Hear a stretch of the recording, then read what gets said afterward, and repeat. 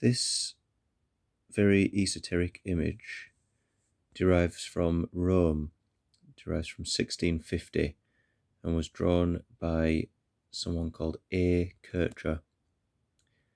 What it's depicting is a kind of universal musical scene.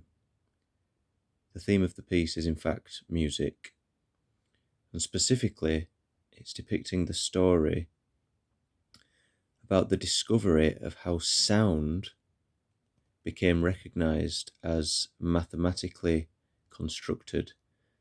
So frequency, vibration can be described mathematically as ratio and geometrically as form.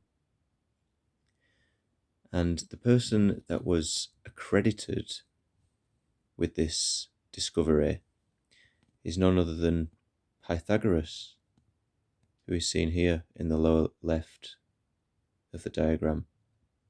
We can tell this is Pythagoras because if you look at this block of granite that he's leaning on, and you see those squares there, those grid-like forms, well, what you can see of it, that's depicting Pythagoras' theorem. A squared plus b squared equals c squared. So we can tell that's Pythagoras. Some of you will probably remember that from high school, if you did Pythagoras' theorem. Now, the story that this is actually depicting is very interesting. So the story goes that Pythagoras, it first hit his eardrums, we might say, when he heard some smiths working in a forge. That's what these people hammering on the anvil are here. And they're actually, it's said that in this illustration, they're actually inside an ear, even though it looks like it's kind of underground in a cave. That is interestingly said to be a human ear. So it's very symbolic of Pythagoras hearing these smiths hammering away. And it's when he heard this hammering that he realized tones, sounds, can all be expressed in quantitative relationships, in numerical values, in geometrical measures. And then he came to understand that stringed instruments, like we've got this lady over here pointing at a lyre, like an early guitar. There's some instruments at his feet as well, like a harp, and some wind instruments as well, some horn type instruments. Further up in the image, there's just like an angel with some flutes and a harp.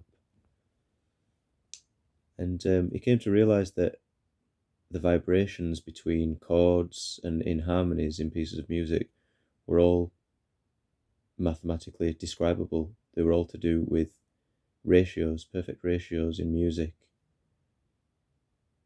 And as much as we well understand today that music is very much based on mathematics, the octave and all of this sort of thing, it's still very, very fundamentally amazing that, all the way back in 570 to 496 BC, when Pythagoras was around, that's when these discoveries were first made. That's when humanity first had this understanding that music, that sound can be described as ratio.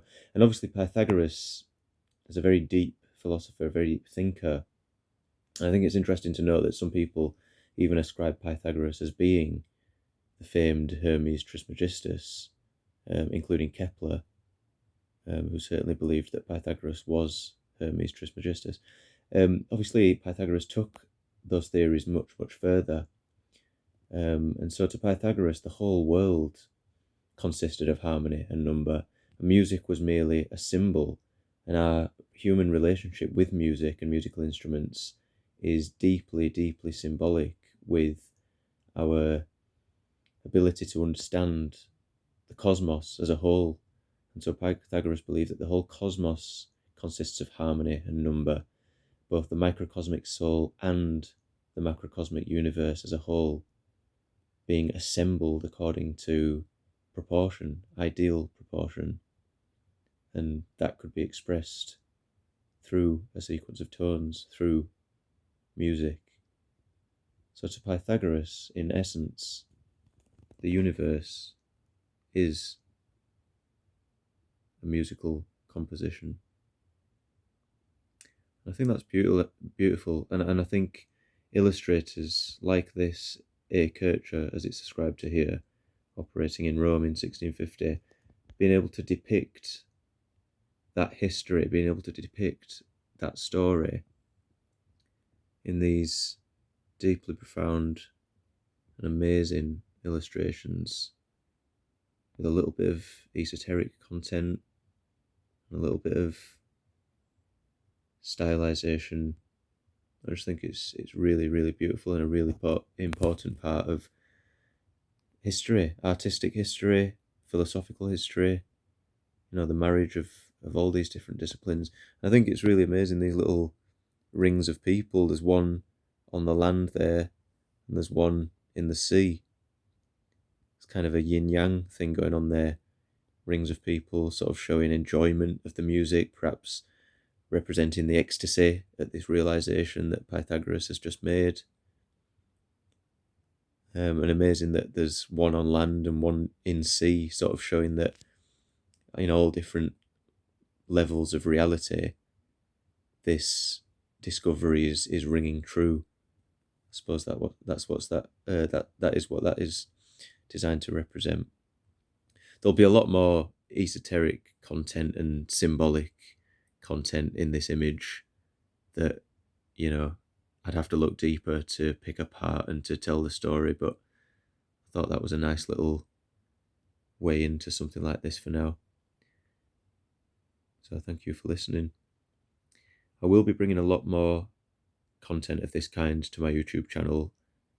Something that I've had lined up to upload for a while is a piece that talks about the 7 Hermetic principles, and I've set those principles to a bit of a soundtrack that I made on the guitar. Some nice sounds in there, and I just need to pick the right imagery to be the backdrop of that sound file.